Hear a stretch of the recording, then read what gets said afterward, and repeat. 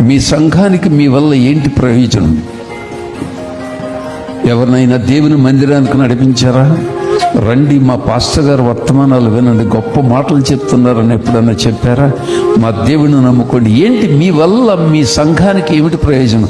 ఎంతసేపు శటగోపురం పెట్టించుకున్నట్లుగా అయిన దానికి కాని దానికి ప్రార్థనలు చేయించుకోవడం అయితే కాస్త కళ్ళు తెరవండి.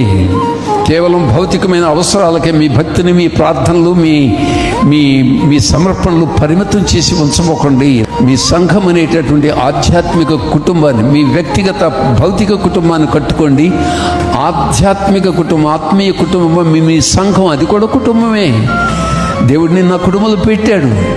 అటు ఇటు చిల్లగంతులు వేసి ఇక్కడ బాగలేదు, ఈ మధ్యన కొత్తగా టీవీలో వచ్చాడు, ఆయన అంత చుట్టుపోటు ఆకర్షణగా ఉన్నాడు, మంచి షో ఆఫ్ ఎక్కువగా ఉంది.